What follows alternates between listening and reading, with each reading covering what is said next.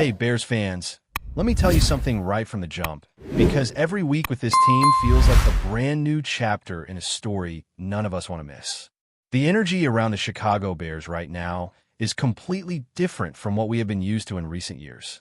You can feel the shift on the field, on the sidelines, and even among the fan base. There's a sense of confidence that has not been present for a long time, and the way this team has been responding to adversity says so much about where the organization is headed. When you look around the league and see how competitive the landscape is, especially inside the division, it becomes even more impressive to watch the Bears carve out an identity that actually holds up week after week. The division is no joke right now. It might be one of the strongest in football, and that is exactly why the work being done by this coaching staff stands out even more. Every time the Bears step on the field, you see adjustments, you see discipline, and you see a group that understands how to execute in crucial moments. That is why the conversation around the Coach of the Year award keeps heating up.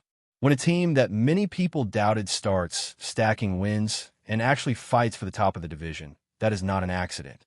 That is preparation, leadership, and a roster buying into a vision that finally feels consistent. Now, think about this scenario for a second. If the Bears finish the season with something around 12 victories and end up winning the division, how do you look at that and say it is not one of the best coaching jobs in football? Considering all the injuries the roster has dealt with, all the players rotating in and out, and still maintaining a high level of performance, the argument practically builds itself. Nobody is saying the award should automatically go to Chicago's head coach, but pretending he should not be firmly in the conversation simply does not match what we have watched on the field. This team has battled through tough stretches, found ways to win tight games, and shown that they can trade punches with some of the best teams in the league. That does not happen by accident. And honestly, beyond all the awards talk, fans should just be thrilled to have a coach who is finally steering this franchise in the right direction. Stability matters. Development matters. Being able to trust the person leading your team matters. After years of inconsistency and constant questions, having someone who brings structure and identity to the Bears is enormous. You can see it in the players' body language, in the post-game reactions, and in the way the locker room carries itself. This is a group that believes in its coach, and that makes every bit of difference when the season gets deep and games start to feel heavier. But of course, with success comes curiosity from fans about the future, and that is where things get interesting. As the Bears continue to string together wins, people begin to wonder how aggressive the front office might get in the offseason. That includes the big, headline-grabbing hypothetical about whether the team should trade high draft capital for a superstar edge rusher. Names like a dominant veteran pass rusher always get fans buzzing, and realistically, it would take far more than a single first-round pick to land a player of that caliber. For someone at the level of the league's top defensive monsters, you're probably talking about multiple first-round selections and additional assets on top of that. Still, when you imagine a scenario where Chicago finishes the regular season with around 11 victories, maybe even wins a postseason game, and comes up just short in a divisional round matchup, it is not crazy to think the front office might look at the roster and feel like one more elite pass rusher could push the team over the top. They already explored possibilities at the trade deadline earlier in the year, so the idea is not unrealistic. It really depends on how the final stretch of the season plays out and how confident the organization feels about positions like left tackle, where young players have begun to show real promise. While all that unfolds, the running back situation also sits high on the list of topics fans are constantly asking about. The backfield this year has been productive enough to keep the offense balanced, and the conversation becomes whether the team should stick with the current structure or start eyeing new addition early in the draft.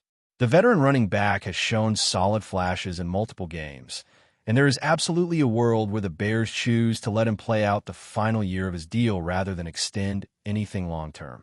Long-term planning at running back is always tricky in this league, and Chicago clearly has a young prospect who is expected to grow into a major role moving forward. A combination of the veteran and the young rising runner next season would not be a surprise at all. And with how deep the draft usually is at that position, snagging another player in the middle rounds to rotate into the mix remains a very realistic option. On the defensive side, One of the concerns floating around the fan base is the return of the star linebacker who has been sidelined. There's always that fear of a performance drop after an injury, especially for a linebacker who relies heavily on explosiveness, instincts, and directional change. But if he comes back healthy, there is not much reason to expect a significant decline. The rhythm might take a game or two, especially without his usual partner next to him for part of that stretch. But once he settles in, the Bears could immediately feel the impact again. His presence alone adds stability and intensity to the middle of the defense. And speaking of intensity, one of the defensive backs has absolutely brought a fire to this unit that fans have fallen in love with. Plays where he steps up to defend teammates, moments where he sets the tone and shows swagger. Those things matter. They energize a defense and shift momentum inside a game. Whether the Bears extend him or not is something that will likely be decided after the season. But if things keep trending this way, it would not be shocking to see him stick around. The team has a lot of decisions to make in the secondary, especially with several players becoming eligible for deals in the near future. But extension talks during the season usually happen only in very specific circumstances. As for adding free agents late in the year, the truth is that the market right now is almost empty. There are always a few depth players floating around, maybe a pass rusher who could give you limited snaps, or a veteran who becomes available after a late release, but nothing that dramatically changes a playoff push. This is the time of year when most teams are rolling with what they have, hoping their depth can survive the grind until January. What makes the potential matchup even more interesting is that Philadelphia's offensive line, usually considered one of the strongest units in football, has been dealing with some instability on the right side. With the right tackle situation uncertain and the interior not playing at its usual dominant level, Chicago has a real opportunity to create the kind of pressure that disrupts elite offenses. A guy like Montez Sweat can absolutely change the momentum of a game if he gets matched up against a weaker replacement. Add in the growing confidence of young interior players like Dexter, and you suddenly have a defensive front capable of blowing up plays before they ever develop.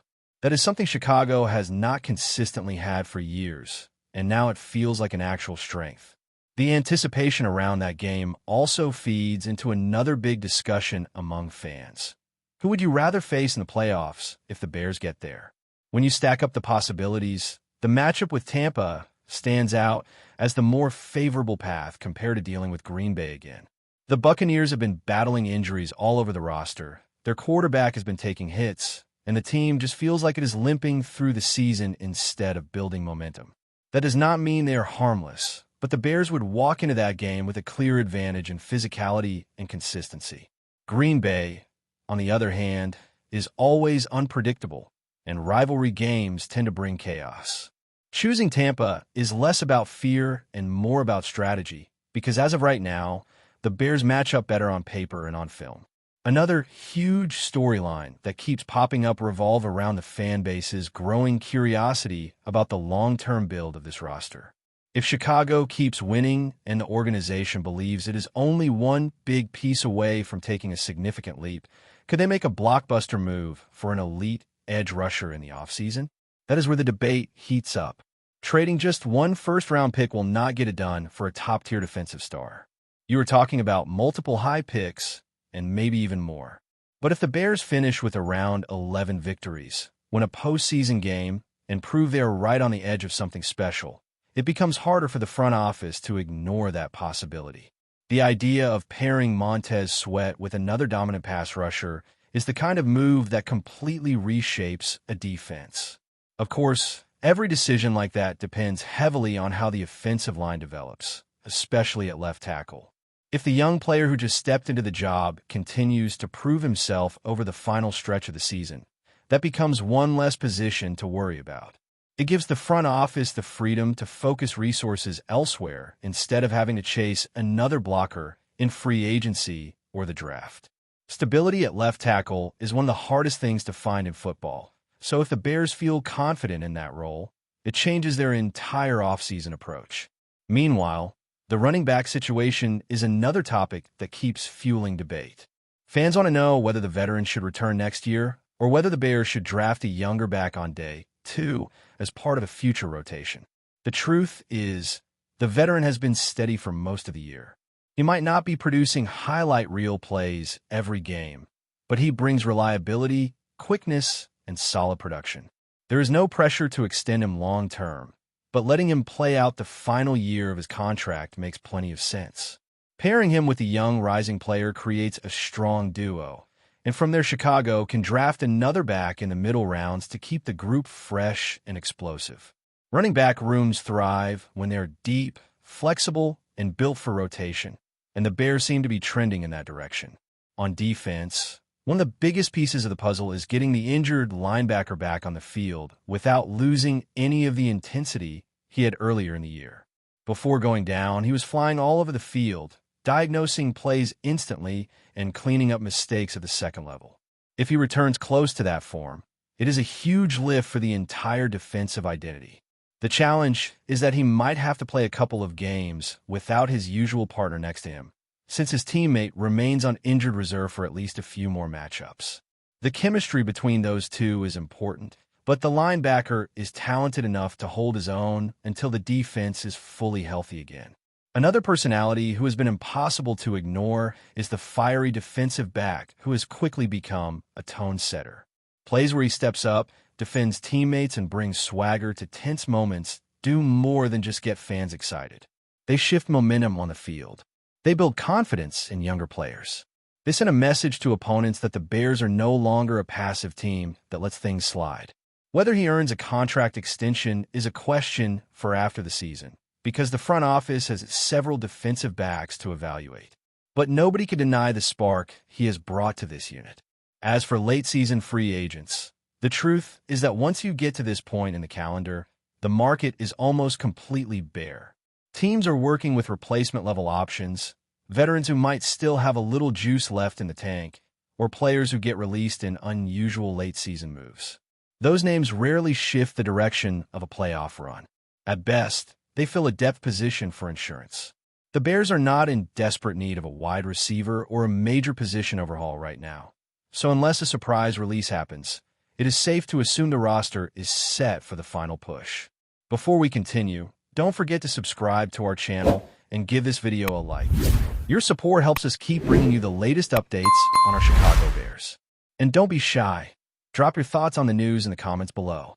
In a shocking move that has sent tremors through the NFL world, George McCaskey, the influential owner of the Chicago Bears, has officially relieved head coach Matt Eberflus of his duties.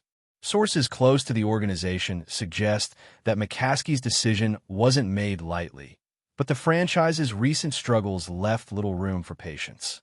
The Bears, a team steeped in history and expectation, are now reportedly on the hunt for a transformative figure who can turn the tide and restore the team to prominence. The news, though officially confirmed, has sparked a whirlwind of speculation across the league. Fans, analysts, and insiders alike are buzzing about who could possibly step into one of the most pressure-packed coaching roles in professional football. Names of seasoned coordinators, rising stars from smaller programs, and even unexpected candidates from outside the usual NFL circles are now being whispered in backrooms and social media threads alike. Eberflus, who is tasked with reviving a Bears roster that has struggled to find consistency, leaves behind a complex legacy. While his tenure included moments of promise, the overarching narrative is now defined by a lack of tangible results. McCaskey, known for his hands-on approach and clear vision for the franchise, reportedly demanded immediate changes. Not tomorrow, not next season, but now. Sources hint that the front office is being instructed to explore all possible avenues, signaling a potentially dramatic shakeup not just in coaching, but possibly across the team's leadership and roster strategies. Industry insiders suggest that the Bears' decision could ripple far beyond Chicago. The team's reputation for tough, disciplined football makes the head coaching vacancy one of the most intriguing openings on the market. Rumors of interviews and clandestine meetings are already swirling, with some suggesting that high-profile names who have long been linked to the Bears may finally get their chance. Meanwhile, fans are left both anxious and excited, debating whether the next hire could finally bring the kind of competitive edge the storied franchise has long craved. For now, the only certainty is change. McCaskey's move has broken the ice, and the Bears are entering an era of speculation, anticipation, and potentially a dramatic rebirth. Whispers of trades, draft strategies, and bold front office maneuvers are already beginning to surface, making it clear that Chicago's gridiron story is far from over, and the next chapter promises to be anything but predictable. That's it for this update. If you enjoyed the video and want to stay updated with exclusive news about our Chicago Bears, be sure to subscribe to our channel and hit that like button. We can't wait to hear your thoughts in the comments. See you in the next video.